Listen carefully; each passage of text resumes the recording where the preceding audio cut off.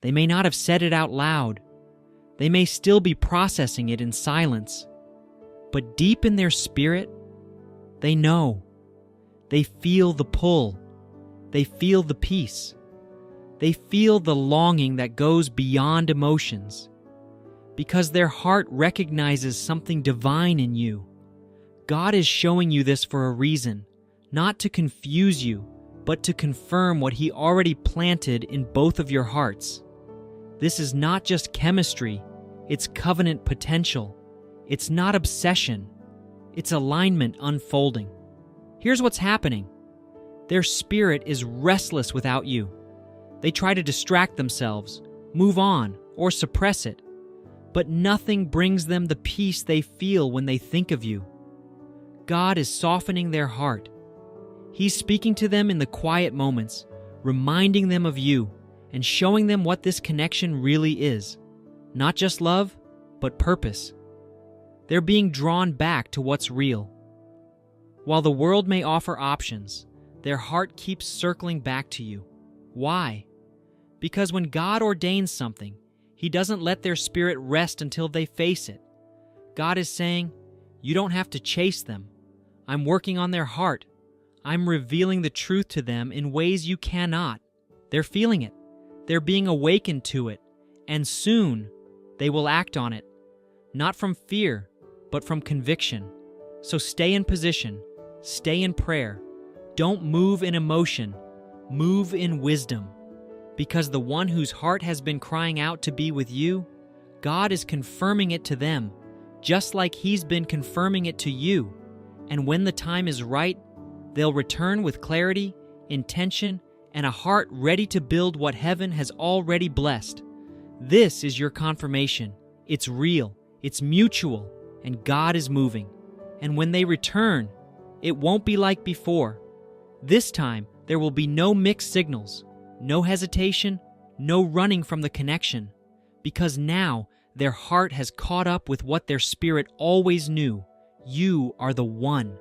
They'll come back more aware, more intentional, more ready to love you the way you deserve, with clarity, consistency, and Christ at the center.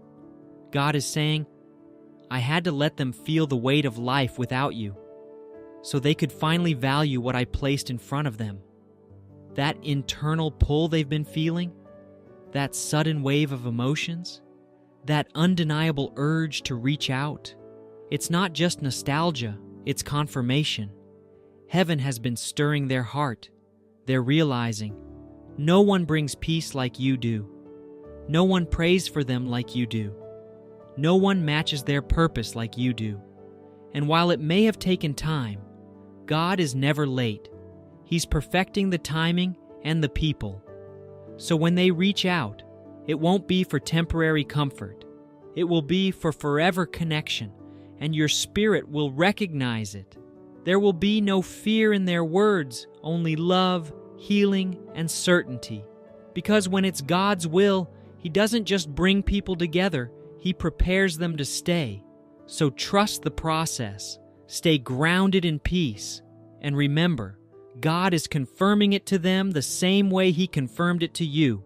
And when it unfolds, you'll both say, God wrote this.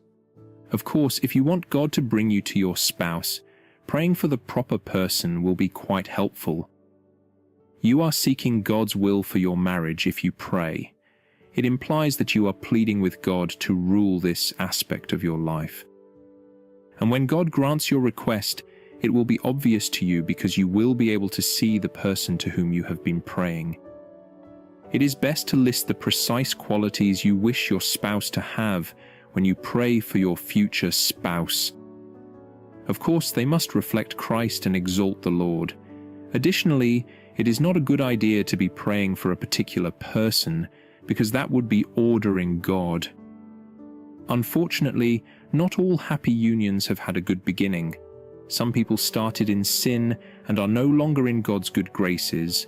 Some might have injured others. Others got their start with toxic components and abuse. According to the outside world, these marriages were unhealthy and unsustainable. These shattered couples, however, saw healing after giving their lives to God and inviting Jesus into their unions. God can change people's lives and relationships because, with Him, nothing is impossible. Being believers shows that we have the Spirit of God inside of us. There is usually this witness of God in us when we are about to do the right things or even the wrong things. Similarly, when we are about to make major choices like choosing a spouse, we have our intuition fueled by God to make the right decisions. You might feel strong emotions toward a certain person. It might be unlike something that you have ever felt before. It is usually like an intense feeling of love that you fight so much, but it won't just leave. Be careful to be sure that your feelings are not just mere infatuation for a person.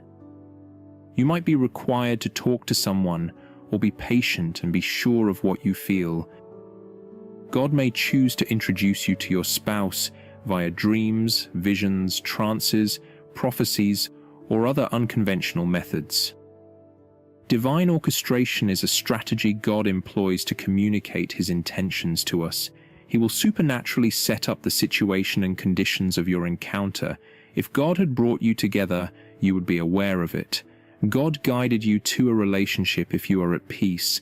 It implies that apart from Him, there was no other way to experience love, joy, or fulfillment. So that you might live the life you deserve, He has led you to this person and to this specific time. It's crucial to your relationship that you help your partner feel at peace. This is a signal that both you and your partner are at peace with one another. If two people are meant to be together, they will eventually find one another and feel comfortable in their union. Although the future is unclear, optimism is always a good notion. You're on the right track if you consider having a future together to be a sign of a fulfilling relationship. How you envision your future as a couple reflects the health of your relationship. People who view their relationships positively tend to be happier than those who view them negatively. If you look at the world through rose-colored glasses, you should feel optimistic about the future of your relationship. Give God your entire list of anxieties. A sign that God brought you together is that God is leading you. That your relationship with your soulmate is divinely guided can be powerfully confirmed by this thought. You might have run across each other at an event, a church, or some other holy place. Relationships can be strengthened by using this. Nevertheless, it serves as a reminder to pay closer attention to how we connect and form bonds with other people in our lives, because they might not be as random as we might believe. We should treat people well and be nice to as many people. Every sincere follower of God will make an effort to support the choices He has made for them